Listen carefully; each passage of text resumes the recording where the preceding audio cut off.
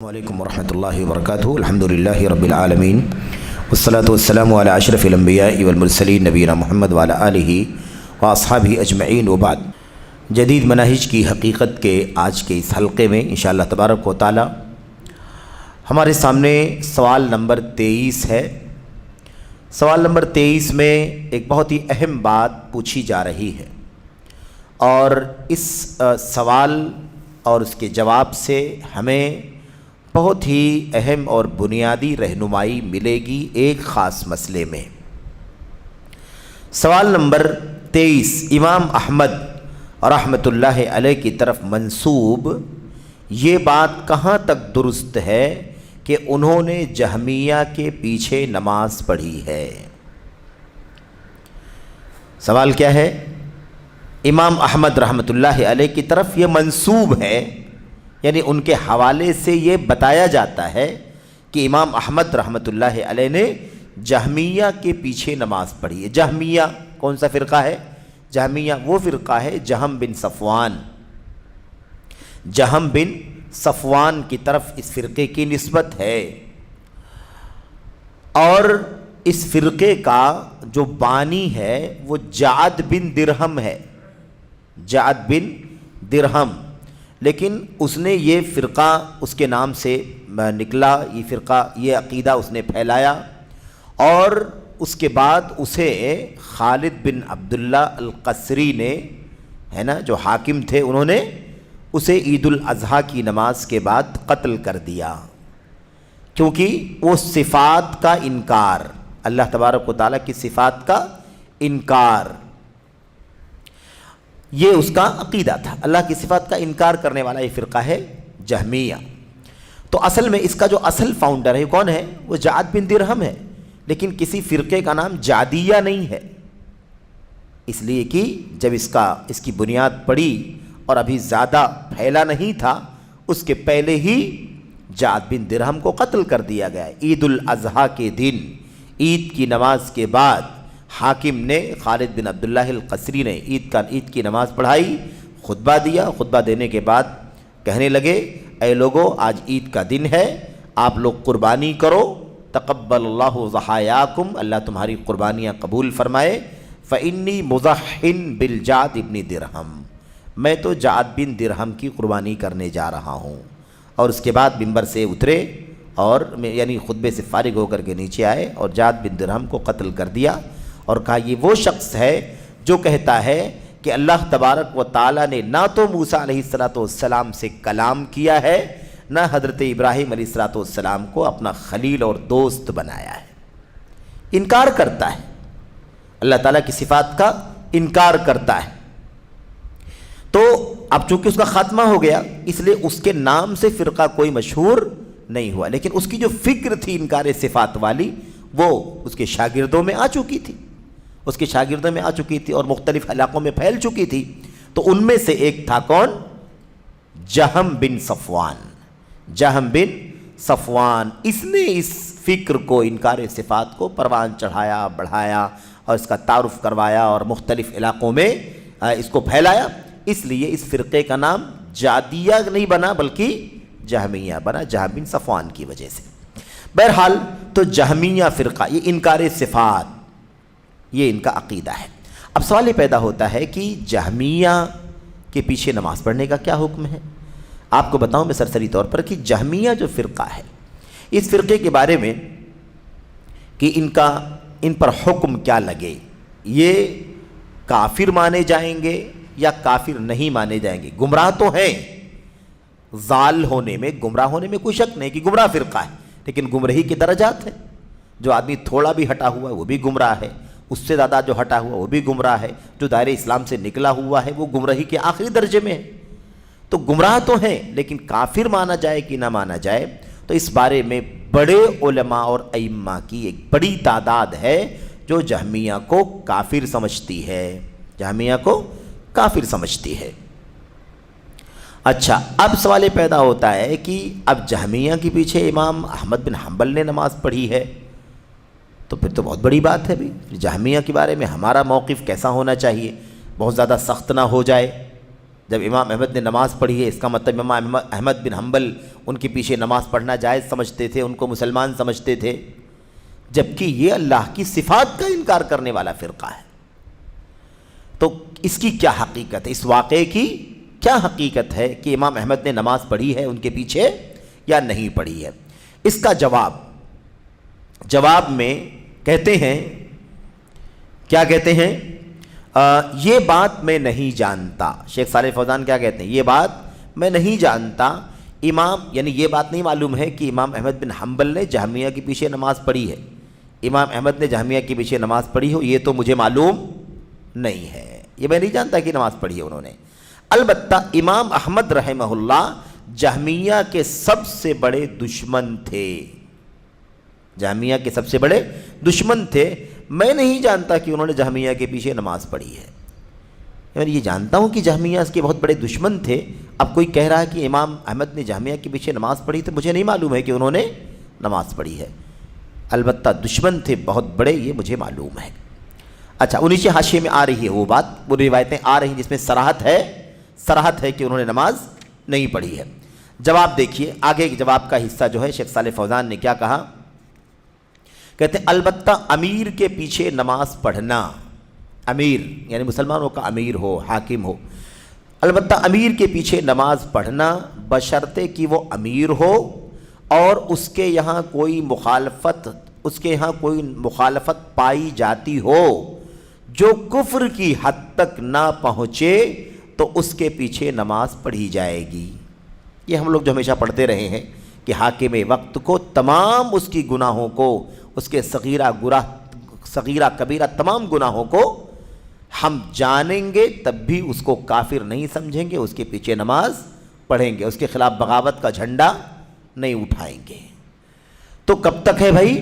بشرطے کہ وہ امیر ہو، اس کے یہاں کوئی مخالفت پائی جاتی ہو جو کفر کی حد تک نہ پہنچتی ہو تو اس کے پیچھے نماز پڑھی جائے گی، خواہ وہ نیک ہو یا بد ہو، یعنی نیک آدمی ہو یا برا آدمی ہو۔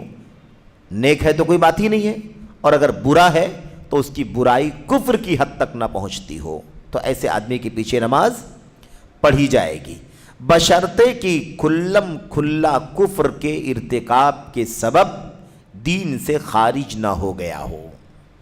کھلم کھلا کفریہ کام کر کے دین سے نکل چکا ہے تب تو بات الگ ہے، تب تو اس کے پیچھے نماز نہیں پڑھی جائے گی۔ لیکن اگر وہ کھلم کھلا کفر کرنے والا نہ ہو، اسلام کے دائرے سے باہر نہ نکلا ہو، گناہوں کے کام کرتا ہو، ہے نا، چھوٹے گناہ بڑے گناہ، تب بھی اس کے پیچھے نماز پڑھی جائے گی۔ خلاصہ یہ ہے کہ امیر کے پیچھے نماز پڑھی جائے گی اگرچہ وہ فاسق اور گنہگار ہو، فاسق اور گنہگار ہو تب بھی نماز پڑھی جائے گی۔ جہمیہ کے پیچھے نماز پڑھنے کے بارے میں سوال کیا گیا تھا کہ جہمیہ کے پیچھے امام احمد بن حنبل نے نماز پڑھی ہے۔ شیخ نے کہا کہ مجھے یہ نہیں پتا کہ پڑھی ہے، یہ پتا ہے کہ وہ بہت بڑے جہمیہ کے دشمن تھے۔ اس کے بعد مسئلہ سمجھانے لگے کہ نماز کسی کے پیچھے پڑھنے اور نہ پڑھنے کا ضابطہ کیا ہے، پڑھنے نہ پڑھنے کا ضابطہ کیا ہے۔ جب تک اسلام باقی ہے، اسلام کے دائرے سے باہر نہیں نکلا ہے آدمی، کتنا بھی گناہ کرتا ہے اور وہ امیر ہے تو امیر کے پیچھے نماز پڑھی جائے گی، کھلم کھلا کفر کر کے اسلام سے باہر نہ نکلا ہو تب تک۔ اس کے بعد چنانچہ صحابہ رضی اللہ عنہم نے مثال دے کے سمجھا رہے ہیں، اس کی دلیل پیش کر رہے ہیں کہ صحابہ رضی اللہ عنہم نے حجاج بن یوسف کے پیچھے نماز پڑھی ہے۔ حجاج بن یوسف جو عراق میں گورنر تھے، ہے نا، اہل عراق کے گورنر تھے خلیفہ عبد الملک بن مروان کے دور میں، ہے نا، یہ اپنی شدت، اپنی جارحیت اور اپنے کیا کہتے ہیں، اپنی سخت گیری سے مشہور ہے، ظلم سے، زیادتی سے معروف شخص ہے۔ کون؟ حجاج بن یوسف۔ حجاج بن یوسف کے پیچھے صحابہ کرام نے نماز پڑھی ہے اور اس کے علاوہ دیگر عمرا کے پیچھے بھی نماز پڑھی ہے جن پر کئی چیزیں قابل گرفت تھیں، یعنی بہت سارے ان کے اوپر ریمارک تھے، گناہوں کے کام، چھوٹے گناہ کے کام، بڑے گناہوں کے کام کرتے تھے وہ، یہ سارے اعتراضات تھے ان کے بارے میں، لیکن پھر بھی صحابہ کرام نے حجاج کے پیچھے بھی نماز پڑھی ہے اور دیگر لوگوں کے پیچھے بھی نماز پڑھی ہے تاکہ مسلمانوں کی وحدت و اجتماعیت قائم رہے، تاکہ مسلمانوں کی وحدت اور اجتماعیت یعنی اتحاد رہے، اجتماعیت رہے. اگر نہیں پڑھیں گے تو بغاوت کا جھنڈا اٹھے گا، آپ کے ساتھ ایک گروپ تیار ہو جائے گا، ان کے ساتھ ایک گروپ تیار ہو جائے گا، ٹکراؤ ہوگا، خون بہے گا، عزت جائے گی، مال تباہ ہوگا، امن و امان غارت ہو جائے گا. تو وحدت اور اجتماعیت قائم رہے، جیسا کہ نبی کریم صلی اللہ علیہ وسلم نے فرمایا ہے. کیا فرمایا ہے؟ السمع والطاعہ، سننا ضروری ہے، امام کی بات سننا ضروری ہے، اطاعت کرنا ضروری ہے. وعدم نزع الید من الطاعہ، اور اطاعت سے ہاتھ کھینچنا منع ہے. اطاعت سے ہاتھ کھینچنا منع ہے، یعنی اطاعت کرنی ہے، اطاعت سے ہاتھ نہیں کھینچنا ہے. جو کہے امام وہ سننا ہے، جو کہے مسلمانوں کا امیر اور حاکم اس کی اطاعت کرنی ہے. امیر کی بات سنو اور اطاعت کرو، اور اس کی اطاعت سے ہاتھ نہ کھینچو. نیز اس لیے کہ فتنہ و فساد نہ بھڑکے، کہ یہ چیز اتحاد و اجتماعیت کا حصہ ہے. اس لیے بھی پڑھنا ضروری ہے، اس لیے بھی گنہگار، فاسق، ظالم حاکموں کے پیچھے نماز اس لیے بھی پڑھنا ہے تاکہ فتنہ اور فساد نہ بھڑکے. اور یہ چیز اجتماعیت اور اتحاد کا حصہ ہے. یہ ہو گئی بات سوال کے سرسری جواب کی. اصل مسئلے پر اب پھر آتے ہیں، کیونکہ سوال کیا گیا تھا نماز پڑھنے نہ پڑھنے سے متعلق. تو شیخ نے ایک اصول سمجھایا کہ مسلمانوں کا امیر ہو، حاکم ہو، تو اس کے پیچھے نماز پڑھی جائے گی جب تک کہ وہ کھلم کھلا کفر نہ کرے. اب جہمیہ کا مسئلہ کیا ہے؟ جہمیہ کا عقیدہ کیا ہے؟ وہ مسلم ہیں یا وہ کافر ہیں؟ احمد بن حنبل نے نماز پڑھی ہے نہیں پڑھی ہے؟ اس کی تفصیل حاشیے میں شیخ جمال بن فرحان الحارثی رحمۃ اللہ علیہ نے ذکر کیا ہے. آئیے کیا کہتے ہیں. حاشیہ نمبر 1 تو آپ لوگوں نے پہلے والے سوال کے جواب میں آ چکا ہے. دوسرا نمبر حاشیہ ہے یہ جو اس سوال کے جواب میں آیا ہے. میں نہیں جانتا کہ انہوں نے جہمیہ کے پیچھے نماز پڑھی ہے، احمد بن حنبل نے. اس پر حاشیے میں کیا کہتے ہیں؟ بالکل یہی بات ہے، بالکل یہی بات، یعنی یہی بات صحیح ہے کہ احمد بن حنبل رحمۃ اللہ علیہ نے جہمیہ کے پیچھے نماز نہیں پڑھی ہے. جہمیہ کے پیچھے نماز نہیں پڑھی ہے. کیا دلیل ہے؟ ان کے بیٹے عبداللہ ہیں، ان کے بیٹے صالح ہیں، یہ بھی سب کے سب محدث ہیں. امام احمد بن حنبل محدث ہیں، چوٹی کے امام اور محدث ہیں، اور ان کے بیٹے عبداللہ بھی امام اور محدث ہیں، اور ان کے بیٹے صالح بھی بہت ساری روایتیں اپنے والد سے کرتے ہیں. چنانچہ ان کے بیٹے عبداللہ سے مروی ہے کہ وہ اپنے والد امام احمد بن حنبل سے روایت کرتے ہیں. ان کے بیٹے عبداللہ سے مروی ہے کہ جہمیہ کے پیچھے امام احمد بن حنبل رحمۃ اللہ علیہ جہمیہ کے پیچھے نماز جائز نہیں سمجھتے تھے، نماز جائز نہیں سمجھتے تھے.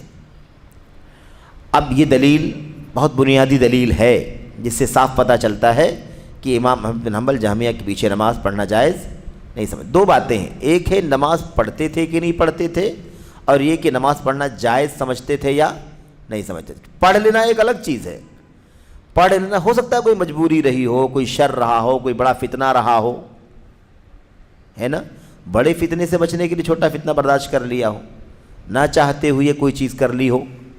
اور ایک چیز ہے عقیدہ کی جہمیہ کے پیچھے نماز پڑھنا جائز نہیں سمجھتے تھے، یعنی ان کا عقیدہ اور موقف کیا تھا؟ عدم جواز کا. کبھی اگر پڑھا ہے تو اس کی وجہ تلاش کر لی جائے گی کہ کیوں پڑھا ہے، سمجھ رہے ہیں نا. اس لیے یہ نقطہ بہت زیادہ اہم ہے. صاف طور پر دلیل امام عبداللہ کی کتاب السنہ نام کی کتاب ہے، اور یہ آپ جانتے ہیں، اس سے پہلے بھی باتیں ہم لوگوں نے پڑھی ہے یہ کہ السنہ کا جو لفظ ہے اس سے مراد اس طرح کی کتابوں میں صرف سنت رسول نہیں ہے، بلکہ اس سے مراد کیا ہے؟ پورے دین کا اصول، یعنی عقیدہ. اس کے اندر الوہیت ہے، ربوبیت ہے، اسماء و صفات ہے، منکرین سنت ہیں، منکرین عقیدے میں جو گمراہ فرقے ہیں وہ سب پر گفتگو ہوگی. جہمیہ پر، معطلہ پر، کرامیہ پر، اشاعرہ پر، سب پر گفتگو ہوگی. تو السنہ یعنی عقیدے کی کتاب. السنہ سے مراد عقیدے کی کتاب. کیا کہتے ہیں اس کے اندر؟ کہتے ہیں جلد نمبر 1 صفحہ نمبر 103 میں کہ انہوں نے فرمایا، کس نے فرمایا؟ بیٹے عبداللہ نے فرمایا میں نے اپنے والد رحمہ اللہ سے بدعتیوں کے پیچھے نماز پڑھنے کے بارے میں پوچھا۔ ابا بتائیے بدعتیوں کے پیچھے نماز پڑھنا چاہیے یا نہیں پڑھنا چاہیے؟ کون سی بدعت ہے یہ؟ عقیدے کی بدعت، ذہن میں رہے ہمیشہ کی بات ہو رہی ہے عقیدے کی بدعت سے متعلق، بڑی بڑی بدعت سے متعلق۔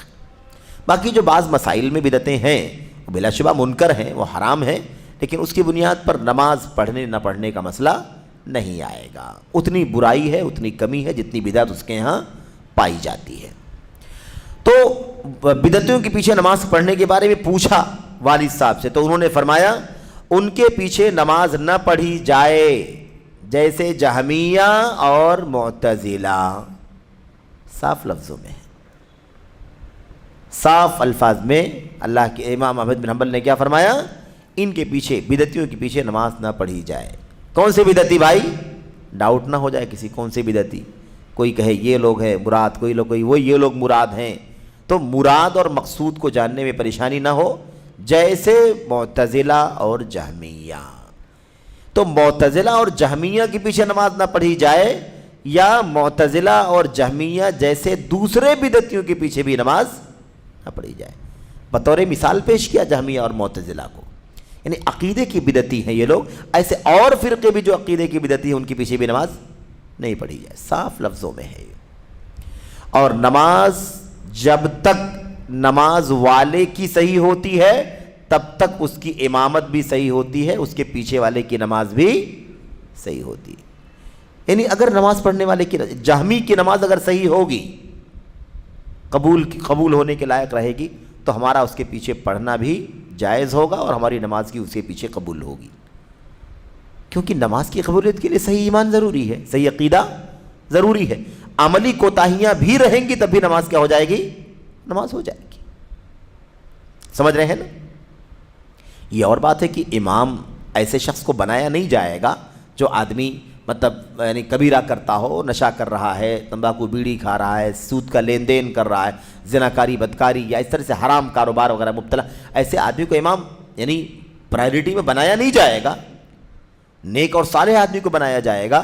لیکن اگر کہیں آپ دیکھیں کہ نماز پڑھانے والا گناہ کبیرہ مبتلا ہے، داڑھی چھیلنے والا مثال کے طور پر، یا شراب کیا کہتے ہیں شراب پینے والا آدمی ہے، جھوٹ بولنے والا آدمی ہے، لیکن اب جماعت کھڑی ہے اور نماز وہ پڑھا رہا ہے تو اس کو کافر نہیں سمجھ رہے ہیں ہم نا، ہمارے عقیدے کے مطابق وہ کافر نہیں ہے، یہ تو خوارج کا عقیدہ ہے کہ وہ کافر ہے، تو ہمیں کیا کرنا؟ اس کے پیچھے نماز پڑھ لینا ہے اور ہماری نماز جائز ہوگی، قبول ہوگی۔ البتہ ہمیں اختیار ہوگا تو ہم ایسے آدمی کو امامت کے لیے مصلی پر کھڑا نہیں کریں گے۔ بات واضح ہو گئی نا؟ یہ بات اپنی جگہ پر طے ہے۔ صاف لفظوں میں صاف کہتے ہیں کہ ان کے پیچھے نماز نہ پڑھی جائے جیسے جہمیہ اور معتزلہ۔ تو جب تک نماز آدمی کی اپنی صحیح ہوگی تب تک دوسروں کی نماز بھی اس کے پیچھے صحیح ہوگی۔ اگر جہمیہ کی نماز صحیح ہوتی تو امام احمد بن حنبل ان کے پیچھے نماز کیوں نہیں پڑھتے؟ نماز پڑھنا جائز نہیں سمجھتے تھے، یعنی اس کا مطلب یہ ہے کہ ان کو دائرہ اسلام میں بھی نہیں سمجھتے تھے، کیونکہ جب تک اسلام رہے گا باقی تب تک نماز اس کی ہوگی، اور جب اس کی ہوگی تو اس کے پیچھے پڑھنے والے کی بھی ہوگی۔ لیکن نماز پڑھنا جائز نہیں سمجھتے، جس کا مطلب ان کو دائرہ اسلام میں بھی نہیں سمجھتے تھے۔ آگے دیکھیے اگلا سوال امام احمد بن حنبل کے مسائل میں، نیز ان سے جہمیہ کے پیچھے نماز پڑھنے کے بارے میں پوچھا گیا، یعنی کسی اور نے پوچھا۔ یہاں کہتے ہیں کہ بارے میں نماز بدعتیوں کے پیچھے نماز پڑھنے کے بارے میں پوچھا تو انہوں نے جواب دیا۔ یہاں کیا ہے؟ پوچھا گیا، کسی نے پوچھا تو امام احمد بن حنبل نے فرمایا نماز نہ پڑھی جائے اور نہ ان کی کوئی تکریم ہے، نماز بھی نہیں پڑھنا ہے اور کسی طرح کی کوئی تکریم اور عزت بھی نہیں کرنی ہے ان کی۔ نماز نہ پڑھے جانے کا اگر مسئلہ پیش آ جائے کہ یعنی آدمی کا عقیدہ ایسا ہے کہ اس کے پیچھے نماز نہیں پڑھی جائے گی، تو آپ بتائیے کہ پھر نماز نہ پڑھے آدمی اس کی تکریم کرے تو اس تکریم کا کیا اعتبار ہے؟ اس کا مطلب یہ ہے کہ نماز نہ پڑھنا ہی اس کی سب سے بڑی توہین ہے، تکریم نہیں ہے اس کی۔ اور نماز پڑھی جاتی تو تکریم رہتی اس کی، یعنی یہ رہتا کہ اتنا ضرور ہے کہ نماز پڑھنے کے قابل ہے، اس کے پیچھے اسلام سے باہر نہیں نکلا ہے، لیکن جب نماز ہی اس کے پیچھے نہیں پڑھنی چاہیے تو کوئی تکریم اور باقی بچتی بھی نہیں ہے، اس کا مطلب وہ تکریم کے قابل، عزت اور احترام کے قابل نہیں ہے۔ یہ امام احمد بن حنبل رحمۃ اللہ علیہ کے مسائل میں یہ واقعہ یہ روایت موجود ہے، جلد نمبر 1 صفحہ نمبر 63 اور مسئلہ نمبر 312۔ اس کے بعد ایک مسئلہ، ایک اگلی بات، اور محمد بن یوسف طباع، محمد بن یوسف طباع کہتے ہیں میں نے ایک شخص کو امام احمد بن حنبل رحمۃ اللہ علیہ سے سوال کرتے ہوئے سنا۔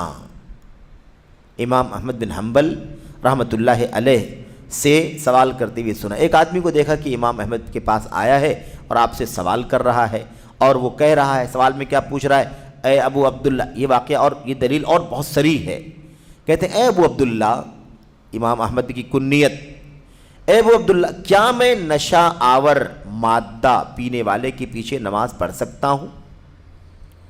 نشہ اور مادہ حرام ہے، نشہ اور مادہ کیا ہے؟ حرام ہے، شراب ہے، تمباکو ہے، بیڑی ہے، سگریٹ ہے، کیا ایسے آدمی کے پیچھے نماز پڑھ سکتا ہوں؟ فرمایا نہیں، فرمایا نہیں۔ اس نے پھر پوچھا، اگلا سوال پوچھا امام احمد سے، کیا میں اس شخص کے پیچھے نماز پڑھ سکتا ہوں جو کہے کہ قرآن مخلوق ہے؟ جو کہے کہ قرآن کیا ہے؟ مخلوق ہے۔ فرمایا سبحان اللہ، میں تمہیں ایک مسلمان کے بارے میں منع کر رہا ہوں اور تم مجھ سے کافر کے بارے میں پوچھ رہے ہو۔ یہ سری دلیل ایک دلیل ہے کہ جہمیہ کافر ہیں۔ امام احمد بن حنبل رحمۃ اللہ علیہ کے پیچھے کے سوال کے جواب میں پتہ معلوم کیا پڑا کہ جہمیہ کو وہ مسلمان نہیں سمجھتے تھے۔ صفات کا انکار اللہ کی توحید کا بنیادی حصہ ہے۔ اللہ کی صفات کا انکار کرنے والا مسلمان اگر رہے گا تو پھر مسلمان کون نہیں رہے گا؟ عقیدہ ہی تو بنیاد ہے نا بھئی، اسماء و صفات پر ایمان یہ اللہ تبارک و تعالیٰ کی توحید کا حصہ ہے، توحید الوہیت، توحید ربوبیت، توحید اسماء اور صفات۔ صفات کا انکار کرتا ہے، صفات مانتا ہی نہیں اللہ تبارک و تعالیٰ کے لیے، تو توحید الوہی، توحید اسماء اور صفات کا ایک پوری توحید کا جو باب ہے اس کا وہ کیا ہے؟ اس کا وہ منکر ہے۔ کیسے وہ شخص مسلمان ہو سکتا ہے؟ اچھا، یہ امام آجری رحمۃ اللہ علیہ نے اپنی کتاب الشریعہ کے اندر نوٹ کیا ہے۔ الشریعہ، امام آجری رحمۃ اللہ علیہ کی یہ کتاب مشہور کتاب ہے، اور بہت سارے مسائل عقیدے کے اور بہت ساری روایات اور اقوال، بہت ساری تصریحات امام آجری نے اپنی اس کتاب میں جمع کیا ہے، اور بہت پیاری کتاب، بڑی عظیم الشان کتاب ہے۔ آپ کو سلف کے جو اقوال جو ہم لوگ پڑھ رہے ہیں نا، اس کے بڑے مراجع میں سے ایک مرجع الشریعہ نام کی کتاب بھی ہے۔ اس کے بڑے مراجع میں مثال کے طور پر الابانہ ہے، مثل ابن بطہ کی، ایسے شرح اصول اعتقاد اہل سنہ والجماعہ ہے لالکائی کی، ایسے ہی مثال کے طور پر امام کیا نام ہے مالکی جو قرطبی ہیں، یعنی ابن عبد البر رحمۃ اللہ علیہ، ان کی کتاب ہے جامع بیان العلم و فضلہ، یہ بنیادی مراجع میں سے ایک مرجع ہے۔ ایسے خطیب بغدادی کی کتاب ہے الفقیہ والمتفقہ، اس کے اندر بہت سارے اقوال موجود ہیں، ان کی اور بھی کتابیں ہیں، ہے نا، اس کے اندر بھی اقوال موجود ہیں۔ تو یہ سلف کے اقوال کے بنیادی مراجع ہیں، اور بہت سارے اقوال جو ہیں جو فقہی مسائل سے متعلق جو ہیں، وہ ان اقوال کے لیے دو بڑے مراجع تو آپ پہلے سے جانتے ہیں، مصنف ابن ابی شیبہ اور مصنف عبد الرزاق الصنعانی۔ تو خیر، کہنے کا مطلب یہ ہے کہ الشریعہ پر یہ بات یاد آ گئی کہ شریعہ بھی یہ ایک بنیادی مرجع ہے جس میں سلف امت کے اقوال بڑی تعداد میں موجود ہیں۔ یہ امام احمد بن حنبل رحمۃ اللہ علیہ کا ایک کھلا موقف ہے جہمیہ کے بارے میں، صاف صاف لفظوں میں۔ ایک تو کہ پوچھا گیا کہ نماز پڑھتے ہیں، بتایا کہ کیا بتایا بیٹے نے، کیا بتایا کہ ان سے پوچھا گیا نماز کے بارے میں، تو بتایا کہ ان کے پیچھے نماز وہ نہیں پڑھتے ہیں۔ آپ نے بتایا، آپ نے خود بیان کیا کہ اہل بدعت کے پیچھے نماز نہ پڑھو، جیسے جہمیہ اور معتزلہ، ان کے پیچھے نماز نہ پڑھو۔ یہاں پر صاف پوچھا گیا کہ کیا کہا کہ نشہ آور مادہ پینے والے کے پیچھے نماز پڑھ سکتا ہوں، تو انہوں نے فرمایا نہیں۔ یہاں پر ایک بات سمجھ میں آ جانی چاہیے کہ اس کا مطلب یہ نہیں ہے کہ نشہ آور مادہ کوئی آدمی پی رہا ہے تو اس کے پیچھے نماز نہیں ہوگی، لیکن اصل کیا ہے؟ بچنا ہی ہے نا۔ اصل کوشش کیا کرنی ہے؟ نیک سے نیک امام بنایا جائے، صالح سے صالح امام بنایا جائے، جو اسوہ ہو، قدوہ ہو، آئیڈیل ہو، اس کے پیچھے نماز پڑھی جائے۔ کوشش یہ کی جائے کہ نماز کی امامت کرنے والا آدمی اپنے دین، ایمان، عقیدے، عمل، کردار، سلوک ہر اعتبار سے کیا ہو؟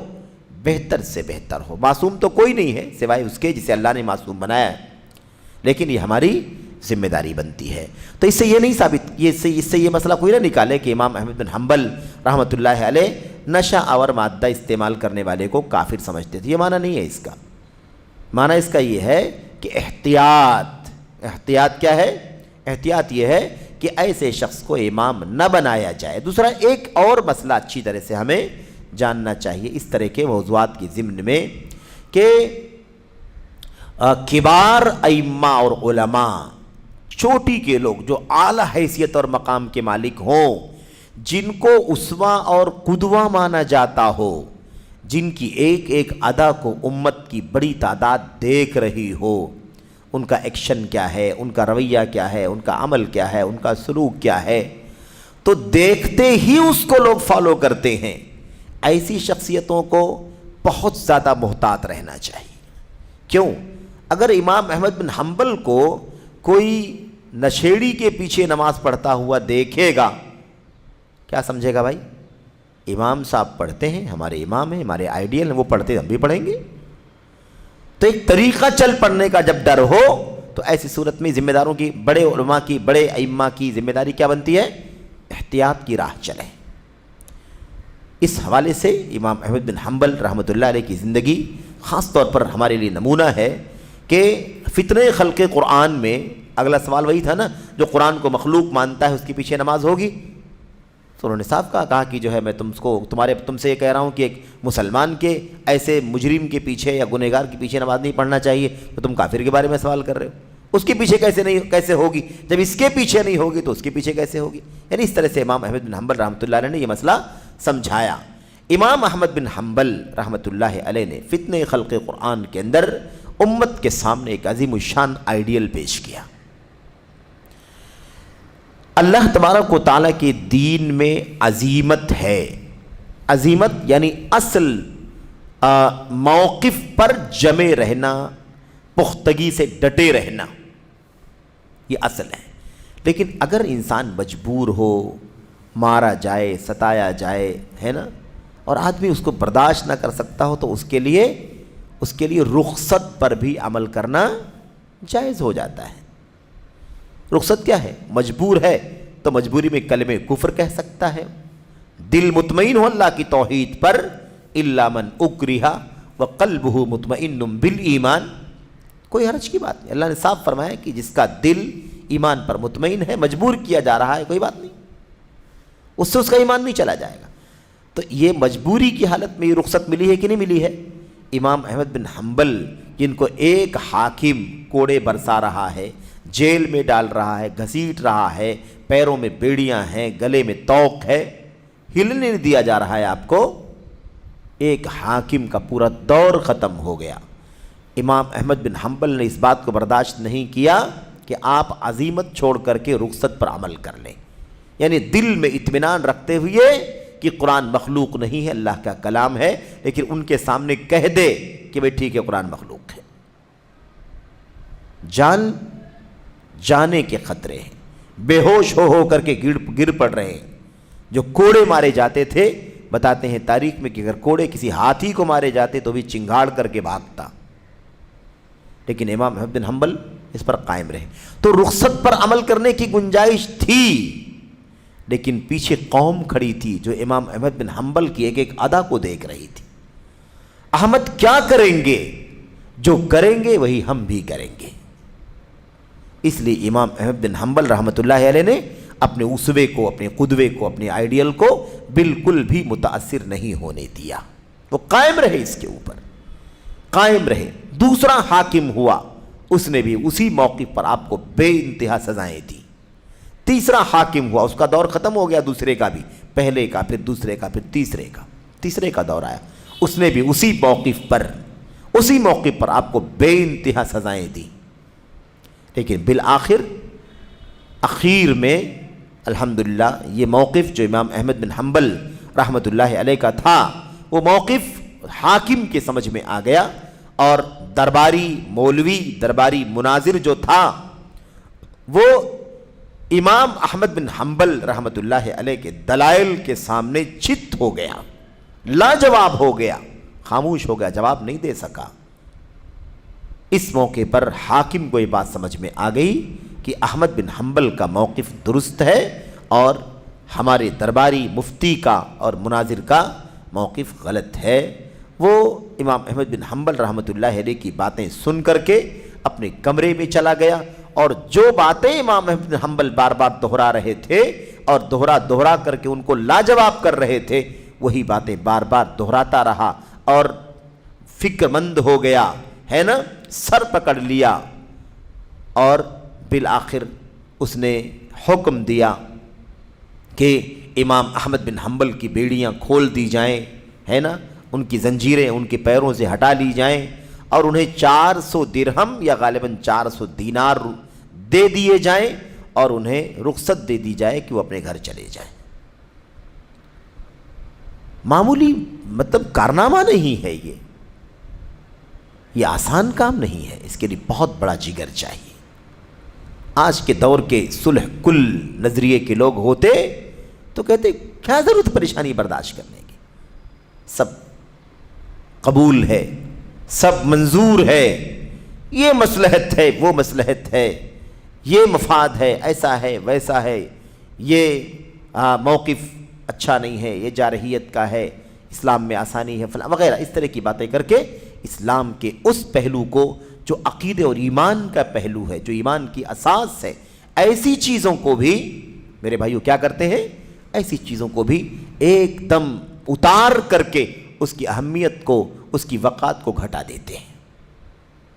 تو امام احمد بن حنبل رحمۃ اللہ علیہ کا جو موقف ہے، یہ بہت ہی بنیادی موقف ہے، بہت ہی بنیادی موقف ہے۔ آج آپ دیکھیں گے کتنے عقیدے کے بدعتی ہیں، ان بدعتیوں کو اتنا زیادہ محبت دی جاتی ہے، اتنا گلے لگایا جاتا ہے کہ گویا ان سے زیادہ ہمارا محبوب کوئی نہیں ہے۔ عقیدے کی بدعتی ہیں، وہ عقیدے کی بدعتی ہیں۔ ان بدعتوں کا تعلق اور جو ضلالت ہے، گمراہی ہے، وہ ضلالت اور گمراہی پہلے مرحلے کی گمراہی نہیں ہے، بلکہ وہ عقیدے اور منہج سے تعلق رکھنے والی گمراہی ہے۔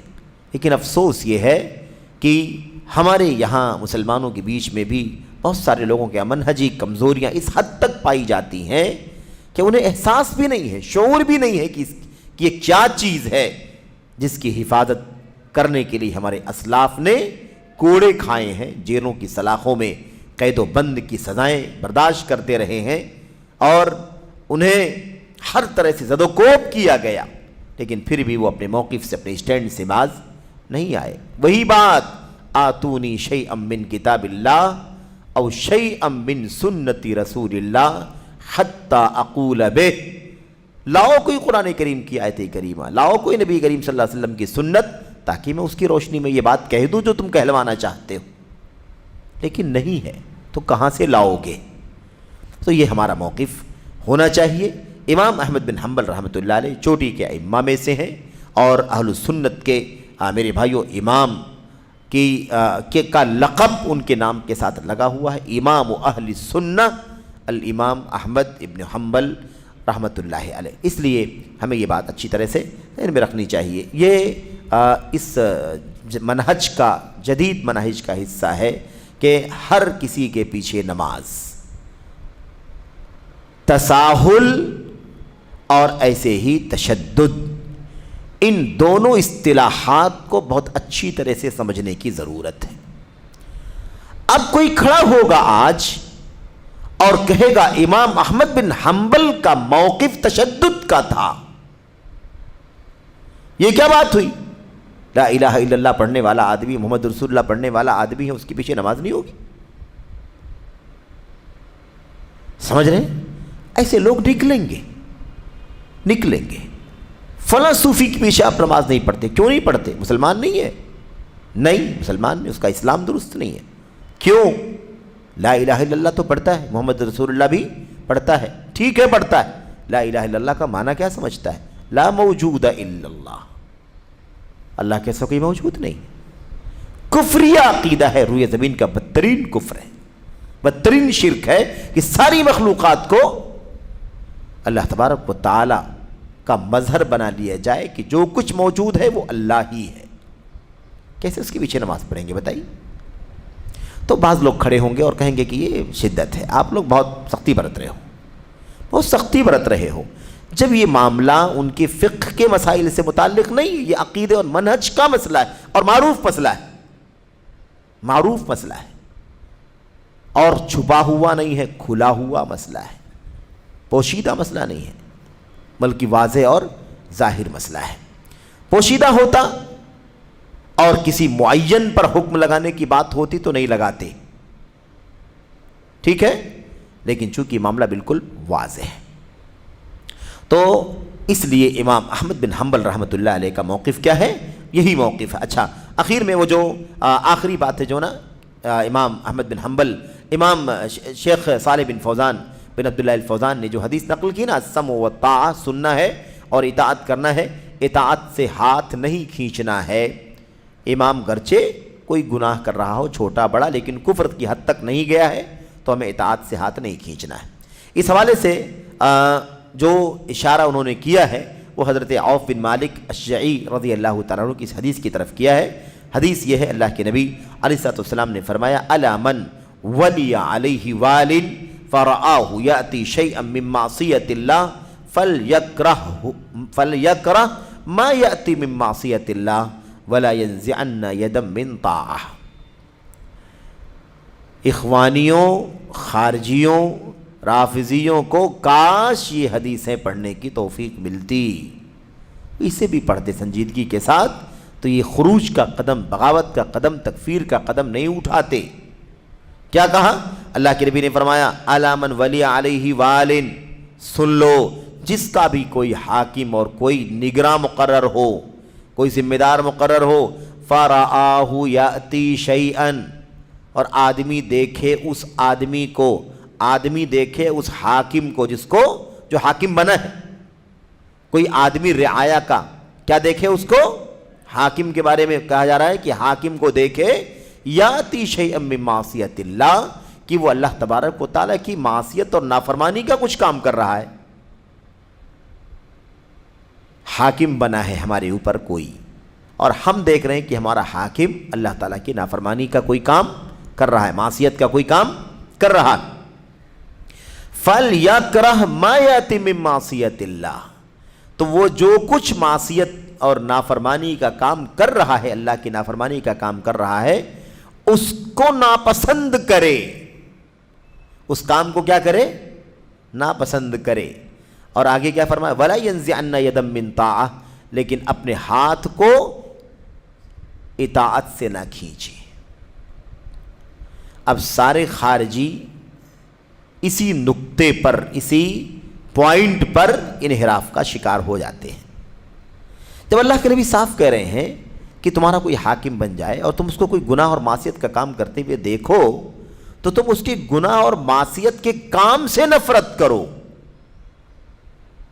اس کے گناہ اور معصیت سے نفرت کرو۔